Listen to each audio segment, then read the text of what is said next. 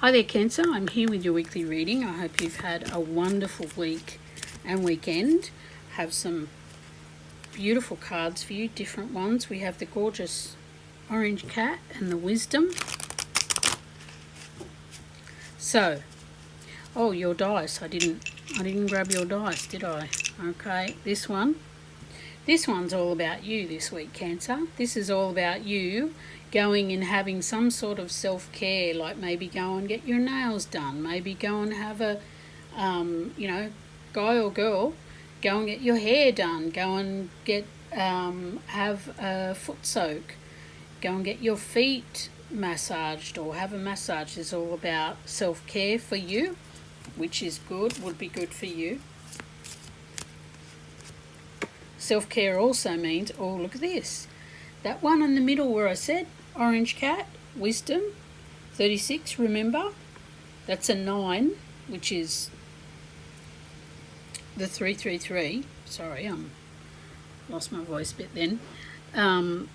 You're stepping into your wisdom here. This is the bottom of the deck, and it came up twice. So, and I think maybe around autumn, you're going to wake up and realise a few things. I mean, you've already woken up, excuse me.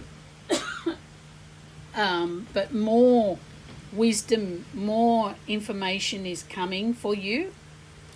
And Lakshmi, we have abundance, flow. Number 11, which is a master number. Let Goddess blessings enrich your life. So let the blessings in. We often fight against this and we think, it's all right, no, give it to somebody else. I think you've gotten this message before, Cancer, that it said, no, I don't, it's all right, I can, I don't need. Yeah, you need. You need, yes, you do. You do need to look out for you and not, even if you're a mum or a dad or whatever you are, you need to look out for you. And they're saying here that the more you give to yourself, not in a selfish way, the more things flow and the more wisdom comes in. And again, Cancer, it's about self-care. What is it about you all the time? I get these self-care messages. So you got to step up for yourself. And stick up for yourself too, even if your voice shakes. So for love, we have healing family issues. Your love life benefits as you forgive your parents. Yeah, a lot of us, said this before, we've grown up with, thing is, the first relationship we have is that we observe is our parents. So if our parents nobody has a perfect relationship, even the really good ones. But the thing is, if it was very hard, well, then you're going to think that relationships are meant to be hard. And whatever you think is how things are. As you think, that's how things are. If you think you're beaten, you are. That memorandum I think it's called Desidara, and it says the man who wins is the man who thinks he can.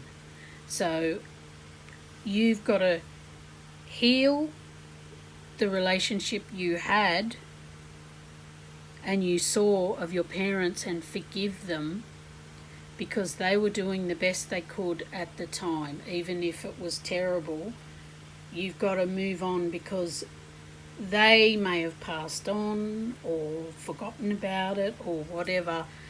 You don't have to sit in it. You don't have to accept it as your burden. This is what, you don't have to, if your parents had a bad relationship, you don't have to have one. This is what I'm trying to spit out here. You can forgive them. And forgiving them doesn't mean that you condone anything that they did. It just gets you to feeling better, and this is what we want. It's not burying it, it's just getting you in a better state because you don't want to carry the baggage forever. You want to move on with your life and have the life that you deserve, and you're not going to have it if you keep holding on to the old resentments and hurts.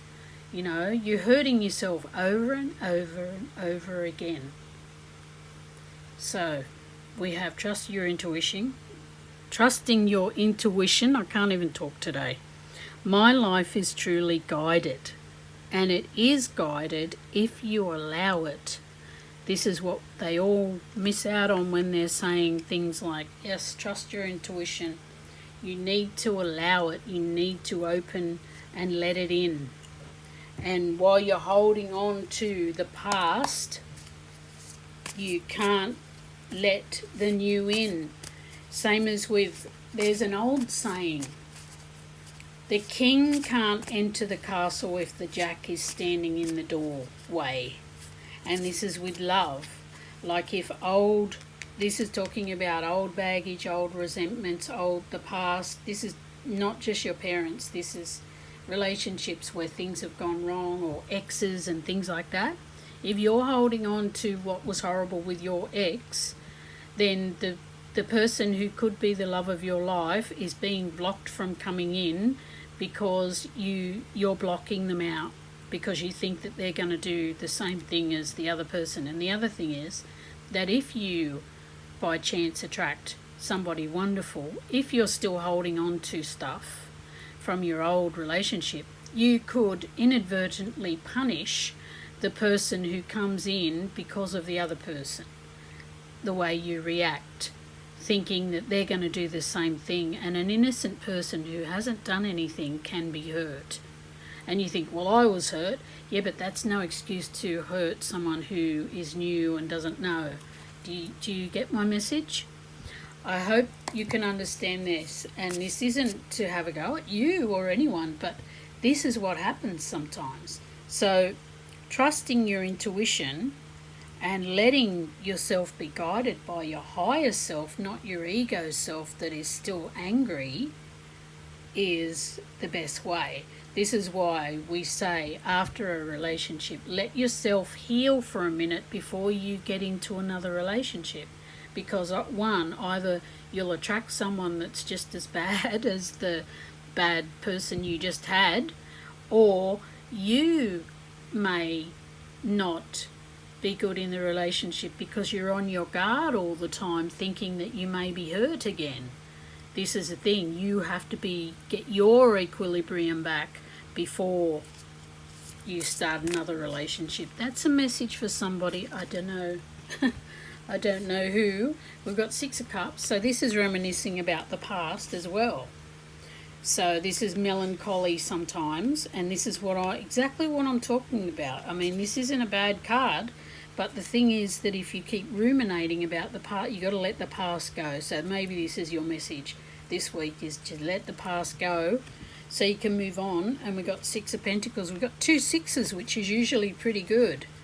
So maybe this means that you are moving along from the bad past or those that use and abuse you. This is the other thing, moving along. 6 of Pentacles is moving into a different, this is a lot better. This is discerning who you give your time and energy to, the good or the bad, right? Discerning. And the only way you can be discerning like that is to listen to your higher self and let yourself heal first before you jump in to any. And this one goes back to the first dice.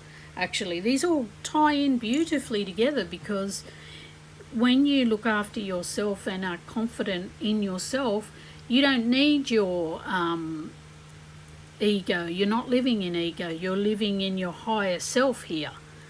Self-care. And you're not giving in to others' demands and being a doormat for anybody. Not that you were. Maybe you weren't. But yeah, so these are your messages. Hope you like them. If you did, please like and subscribe, and have a great week. Bye.